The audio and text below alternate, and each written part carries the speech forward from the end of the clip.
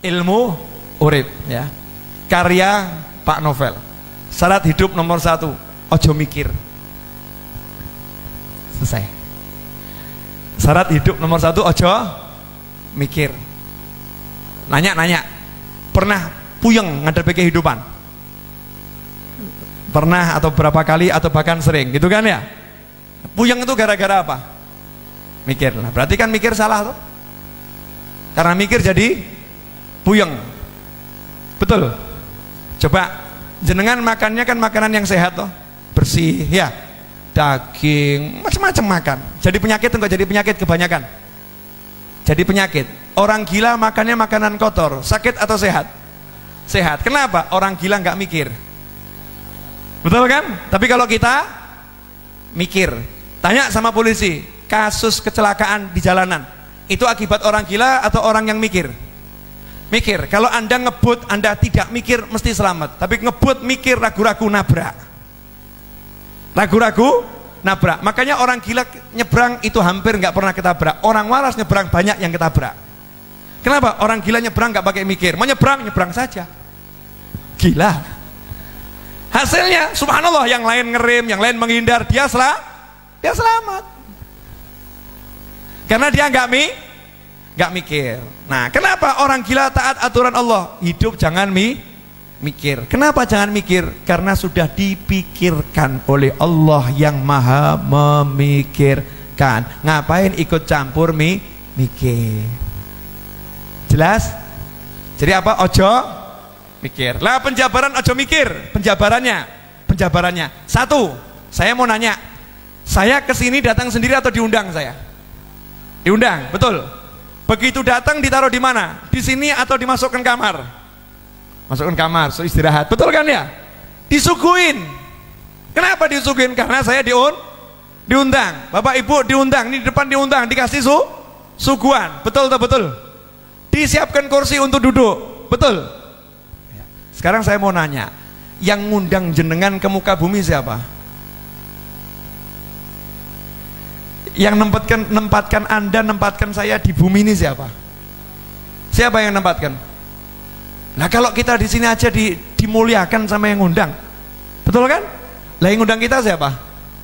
Nanya, yang ngundang kita siapa di muka bumi? Yang meniupkan ruh itu di muka bumi ini jadi manusia siapa? Yang datangkan kita ke muka bumi siapa? Lah kira-kira Allah jamin enggak kehidupan kita di muka bumi? Lah kenapa Anda masih mikir dan ragu? Kurang ajar kan? Wa ma min dabbatin fil ardi illa 'alallahi rizquha. Beb, nyatanya banyak yang susah gara-gara dia menyalahi aturan mikir. Enggak boleh mikir, jalan aja hidup ini, jangan dipikir. Contoh ya. Contoh sederhana. Allah udah nyiapkan semuanya. Ya, kita nggak usah mikir. Kalau kita mikir jadinya nggak bagus. Begini loh ya. Misal saya datang gini. Nah, Beb, ini ada tempat istirahatnya enggak, Beb? Tempatnya royet enggak? Zen enggak tempatnya? Kira-kira gawa ada enggak? Kopi ada enggak? Teh ada enggak, Beb? Kira-kira gimana? Saya nanti kalau pengen teh bisa dapat enggak? Saya ngomong gitu terus. Habibnya nyaman enggak? Enggak nyaman. Dianggap saya ini orang yang benar atau enggak benar nih? Enggak benar karena meragukan yang ngundang. Betul kan ya? Kalau bahasa lain, bahasa Jawa, kalimat cetok, kurang ajar kan begitu ya? Enggak tahu diri. Itu baru kepada beliau. Lah kepada Allah Ta'ala, Gusti ya Allah, pripun ya Allah, ini besok mau makan apa ya Allah ya, ini gimana ya Allah, ini bayar SPP gimana ya Allah nih, ini nanti urusannya gimana ya Allah ya. Kan aku udah bilang, wa ma min dabbatin fil ardi illa 'alallahi rizquha. Udah aku jamin dan aku umumkan. Ngapain kamu meragukan aku? Masih ragu, ya silahkan mumet. Akhirnya Allah marah. Wis gak usah kei kopi, gak usah kei teh. Mikir dewe. Paham enggak? Jangan mikir. Yang kedua, masalah itu tidak ada. Jadi kalau orang hidup ngeluhkan masalah terus, berarti orang itu mati, nggak hidup. Masalah itu tidak pernah ada. Tidak ada masalah. Bib, nyatanya ada masalah? Nggak ada. Contoh, ada orang punya utang, masalah nggak? Masalah kalau nggak bisa bayar. Betul kan?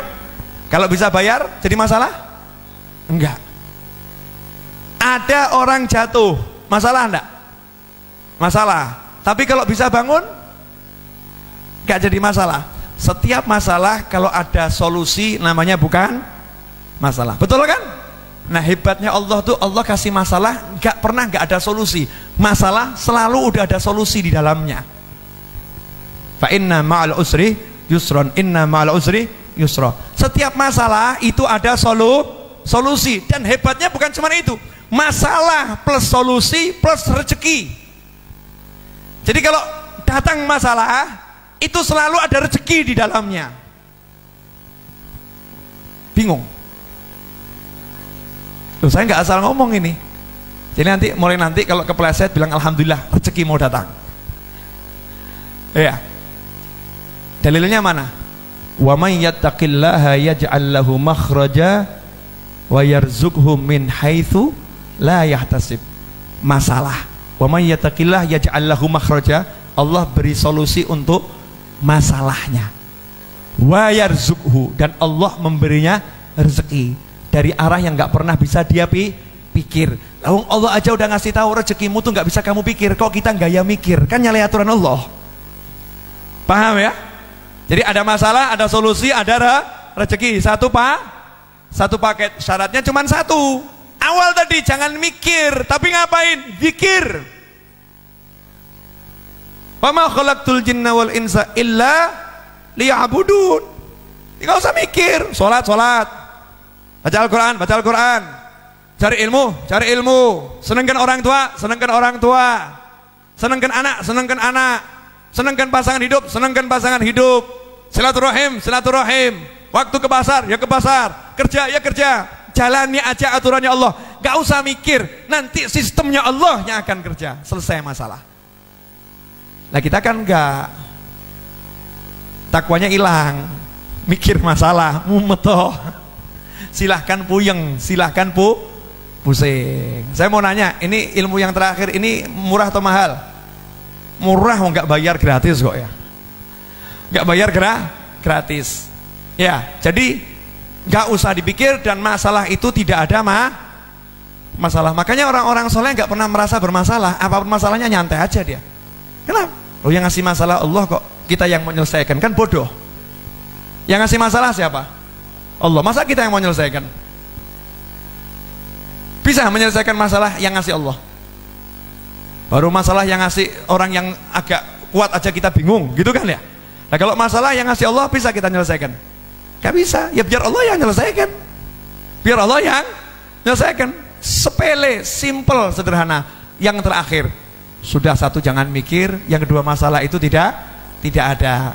Nah ini yang terakhir, bagian yang paling menyenangkan dan bagian yang paling enak. Sebetulnya keburukan itu nggak ada.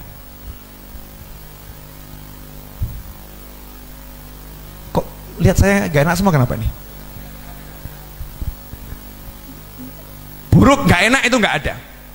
Karena Allah nggak akan memberikan kita keburukan dan ketidakenakan meskipun zahirnya buruk gitu. Zahirnya nggak enak. Maka dikatakan al khair wasyarr bimasyiatillah. Baik dan buruk itu kehendaknya Allah. Sedangkan Allah tidak berkehendak untuk memburuk-burukan hambanya. Semua baik, hambanya saja yang bermasalah. Saya kasih contoh boleh? Bu, punya suami ganteng nikmat atau enggak nikmat? Nanya, punya suami ganteng nikmat atau enggak nikmat? Jawabnya lama kan? Kenapa? Dalam benak seorang istri nggak ada suami ganteng kalau masih lihat kegantengan orang lain. Betul kan?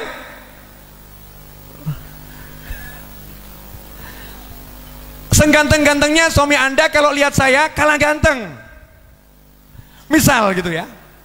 Ada orang gitu, seganteng-gantengnya suami Anda lihat saya kalah ganteng, karena orang yang ngomong itu gantengnya luar biasa. Lah kalau hidupnya cuma lihat orang ganteng, suaminya jadi jelek. Suaminya jadi jelek. Akhirnya dia pulang ke rumah ketemu orang jelek. Akhirnya pulang ke rumah merasa punya suami yang jelek. Akhirnya pulang ke rumah merasa dirinya rugi menikah dengan suami yang seperti ya Bu ya. Padahal punya suami jelek itu syukurnya double. Kenapa? Perempuan lain gak ada yang mau. Karena suaminya jelek. Sama suami punya istri kok jelek. Punya istri jelek. Lihat istri orang lain kok cantik, lihat wanita lain kok cantik. Semakin lihat yang cantik-cantik, yang udah nyata-nyata jelek, ini semakin jelek. Gak usah pakai lihat yang lain aja udah jelek, apalagi lihat yang lain jadinya jelek. Betul. Nah, ada satu aturan hidup yang kita langgar. Udah diperingatkan sama Nabi, aturan hidup. Urusan dunia ini ya, ganteng, sugih, melarat, sehat, sakit, urusannya begitu-begitu. Jangan pernah lihat yang lebih sukses, dan bahkan jangan pernah lihat orang sukses, suruh lihat orang yang susah. Itu aturannya Nabi. Lihat aja yang lebih susah, udah itu aturan Nabi. Kalau kita langgar aturan ketiga ini, habis semua hidup kita.